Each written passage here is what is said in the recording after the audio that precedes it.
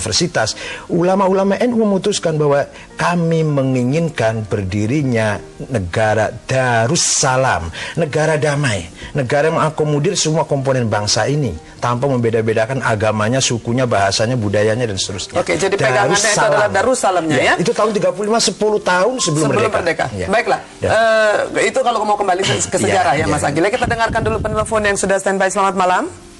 Assalamualaikum warahmatullahi wabarakatuh. Waalaikumsalam warahmatullahi wabarakatuh. Saya Adnan Rindang, Jakarta Timur. Iya Pak Adnan, silakan. Alhamdulillah saya dapat ikut berbincang-bincang.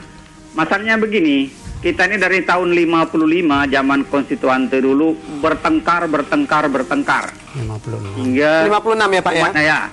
Umat Islam itu tidak pernah kompak untuk syariat Islam. Sampai sekarang kita lihat di DPR. Semua kayak mau berkelahi. Jalan satu-satunya menurut saya, kita referendum aja lah seluruh rakyat Indonesia. Bagaimana cara referendumnya?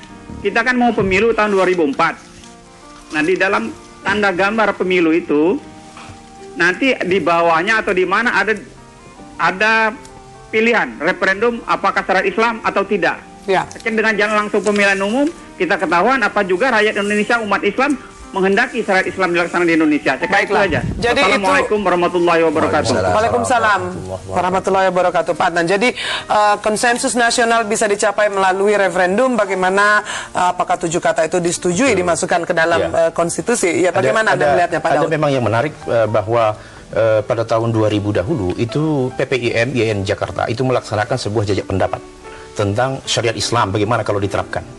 Lalu ternyata hasilnya apa? 61,4% setuju pelaksanaan syariat Islam. Itu dari voters semua ya, betul. Dari pemilih yang 110 juta itu ya? Tidak ya, tapi ini sampel kan, sudah jelas ada sampel. Oke, survei ya. Kemudian 57,8% itu setuju pada pemerintahan yang Islami.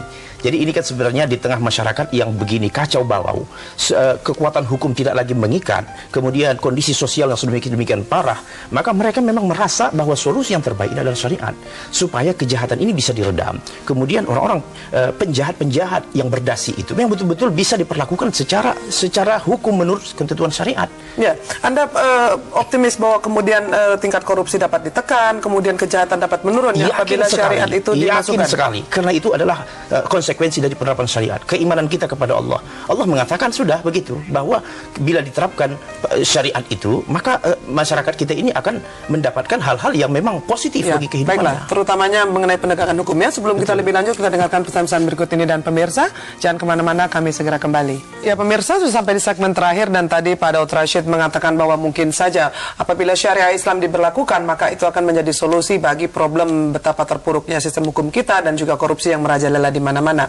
Ya, baiklah. Saya ingin ke Anda dulu, Pak Daud. Bagaimana harapan Anda apabila diberlakukan syariat Islam ini? Ya, sudah barang tentu ya, kalau syariat Islam ini diberlakukan, ya kita akan secara bertahap, secara gradual akan menyiapkan perangkat undang-undang yang menyangkut pidananya kah, perdatanya kah, dagangnya kah, kemudian bagaimana memasukkan nilai-nilai syariah itu kepada prinsip dalam aspek ekonomi, politik, hukum dan sosial yang secara artinya secara positif akan membuahkan hasil seperti untuk meredam kejahatan. Kemudian begitu juga untuk mewujudkan keadilan dalam bidang politik, keadilan bidang ekonomi. Sekarang ini kan ketidakadilan yang menjadi sumber salah satu isu yang sangat mengemuka. Walaupun mungkin yang pemegang kekuasaan itu sendiri mayoritas orang Islam juga ya Pak ya? Betul, tetapi dia tidak merasa diikat oleh sebuah sistem hukum syariat. Itu persoalannya di situ. Jadi dia merasa bebas untuk berbuat apa saja. Baiklah. Nah, kemudian begitu kemiskinan, untuk memberantas kemiskinan, ketidakadilan dalam sosial, ada orang kaya semakin kaya, orang miskin semakin miskin. Jadi problem-problem seperti inilah sebenarnya kalau kita melihat pada sisi syariah akan ada jawaban-jawabannya. Baiklah, jadi sungguh sangat optimis ya Pak Daud ya. Mas Muslim, ini gimana Anda melihatnya, bahwa formulasi apa sih kira-kira yang dapat kita usulkan supaya orang-orang yang memang masih sangat pro kontra ini bisa mendapatkan tempat dalam usulannya?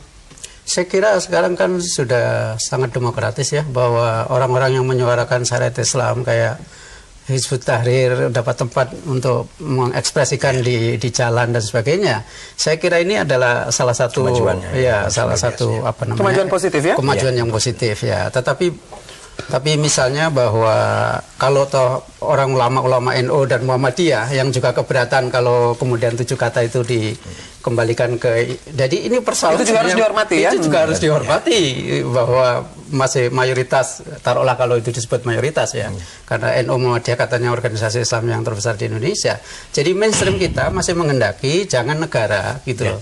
Misalnya turut campur akan mengatur, memberi kewajiban bahwa kepada istri dan anak saya yang perempuan misalnya, bahwa kau harus mesti pakai jilbab seperti ini dan kemudian diatur oleh negara. Jadi saya tidak ingin bahwa istri atau anak-anak saya yang perempuan itu kemudian pakai jilbab karena negara, karena paksaan negara. Tapi kalau keinginan sendiri, itu kesadaran dia sendiri, mass consciousness-nya. Baiklah, menuntut seperti itu, nah itu soal lain gitu loh. Ya, jadi Anda concern sekali ya mengenai kalau dia mau berjilbab. public domain dan private domain. Saya, tapi itu woman choice gitu loh. Woman choice bukan enforcement dari state. Ya, baiklah. Itu adalah bagaimana public domain dan private domain tadi. Begini Mas Agil, usulan Anda akan membuat kelompok Islam ini agar tidak menjadi pecah oleh karena perbedaan pandangan mengenai syariat Islam ini dimasukkan ke dalam amandemen. Sebenarnya kita setuju, sepaham dengan Ustadz Daud, sepaham. Yang tidak sependapat adalah ketika dijadikan undang-undang dasar. Karena apa? Karena mayoritas umat Islam itu sendiri jauh dari pemahaman yang benar tentang Islam itu sendiri. Katakanlah cara bahasa yang mudah saja, mayoritas baca Al-Fatihah saja belum benar, gitu loh. Nah, jangan dikira kalau kami di NU itu tidak mengamalkan nilai-nilai Islam. Pesantren itu tiap hari 24 jam kiai mendidik santrinya untuk disiplin beribadah, disiplin membaca Al-Quran, memahami, mengkaji.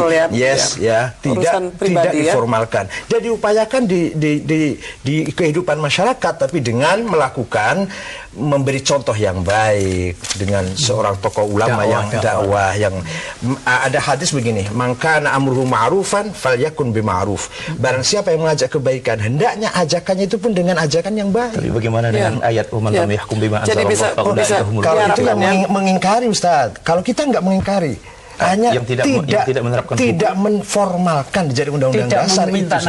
Tidak meminta negara. Bahkan ada waktu di hukum waliyadin ya. Iya. Baiklah.